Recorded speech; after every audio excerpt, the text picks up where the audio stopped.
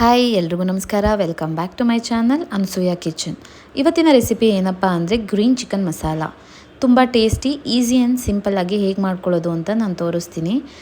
ಈ ರೆಸಿಪಿನ ನೀವು ಯಾವುದೇ ರೀತಿಯಾದಂಥ ಅನ್ನ, ದೋಸೆ, ಮುದ್ದೆ ಯಾವುದಕ್ಕಾದರೂ ಬೆಸ್ಟ್ ಕಾಂಬಿನೇಷನ್ ಅಂತಲೇ ಹೇಳ್ಬೋದು.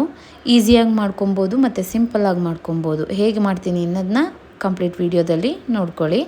ಇವಾಗ ನಾನು ಒಂದು ಬಾಣಲಿ ತೊಗೊಂಡು ಸ್ವಲ್ಪ ಎಣ್ಣೆನ ಹಾಕ್ಕೊಂಡು ಇದಕ್ಕೆ ನಾನು ಪಾಲಕ್, ಪುದೀನ ಮತ್ತು ಕೊತ್ತಂಬರಿನ ಆ್ಯಡ್ ಮಾಡಿಕೊಂಡು ಚೆನ್ನಾಗಿ ಫ್ರೈ ಮಾಡಿದ್ದೀನಿ.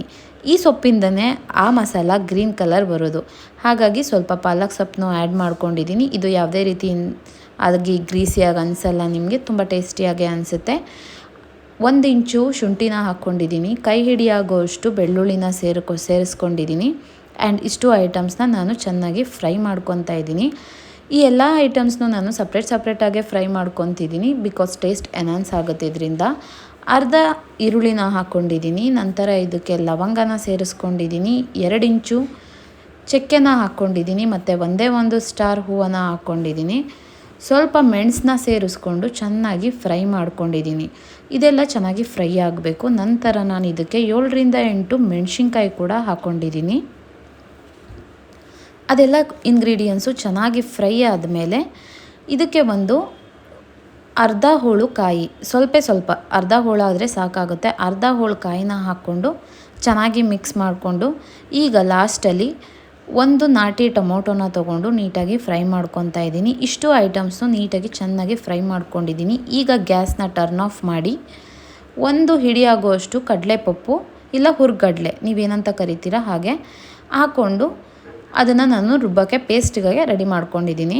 ನಂತರ ಅದೇ ಬಾಣಲಿಗೆ ಒಂದು ಈರುಳ್ಳಿನ ಸೇರಿಸ್ಕೊಂಡು ಚೆನ್ನಾಗಿ ಫ್ರೈ ಮಾಡಿದ್ದೀನಿ. ಚೆನ್ನಾಗಿ ಫ್ರೈ ಮಾಡಿದ ನಂತರ ಇದಕ್ಕೆ ನಾನು ಚಿಕನ್ನ ಆ್ಯಡ್ ಮಾಡ್ಕೊತೀನಿ. ಈರುಳ್ಳಿ ಸ್ವಲ್ಪ ಹಸಿ ಸ್ಮೆಲ್ ಹೋಗಬೇಕು, ತುಂಬ ಬ್ರೌನ್ ಅಲ್ಲ, ಸ್ವಲ್ಪ ಫ್ರೈ ಆದರೆ ಸಾಕು.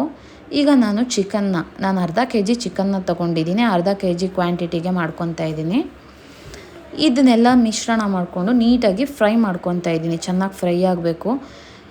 ಚಿಕನಿನ ಹಸಿ ಸ್ಮೆಲ್ ಟೋಟಲಿ ಒಂದು 80% ಕುಕ್ ಆಗಬೇಕು.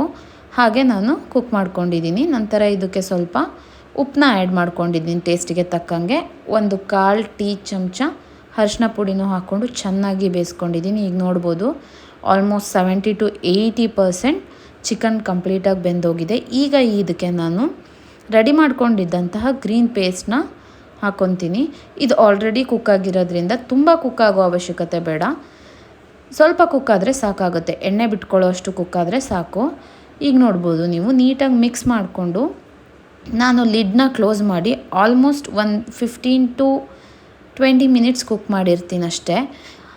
ಅದರಲ್ಲಿ ಒಂದು ರಿಮೈನಿಂಗ್ 20% ಲಾಸ್ಟ್ ಫೈನಲ್ ಟಚ್ ಅಂತ ಹೇಳಿ ಸ್ವಲ್ಪ ಗರಂ ಮಸಾಲಾನ ಹಾಕ್ಕೊಂಡಿದ್ದೀನಿ ಮತ್ತು ಕಸೂರಿ ಮೇಥಿ ಕೂಡ ಆ್ಯಡ್ ಮಾಡ್ಕೊಂಡಿದ್ದೀನಿ.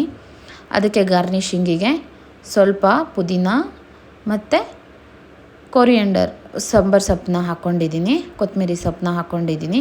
ಇವಾಗ ನಾನು ಚೆನ್ನಾಗಿ ಒಂದು ಮಿಕ್ಸ್ ಮಾಡಿ ಲಿಡ್ನ ಕ್ಲೋಸ್ ಮಾಡ್ಕೊತೀನಿ. ಕುಗ್ಸೋ ಅವಶ್ಯಕತೆ ಏನಿಲ್ಲ, ಹಾಗೆ ಬೆಂದೋಗುತ್ತೆ ಚಿಕನ್ನು. ಇವಾಗ ನಾನು ಲಿಡ್ನ ಕ್ಲೋಸ್ ಮಾಡಿಕೊಂಡು ಒಂದು ಆಲ್ಮೋಸ್ಟ್ 15 ಮಿನಿಟ್ಸ್ ಕುಕ್ ಮಾಡಿದ್ದೀನಿ. ನೀಟಾಗಿ ಕುಕ್ ಆಗಿದೆ ಆ್ಯಂಡ್ ರೆಡಿಯಾಗಿ.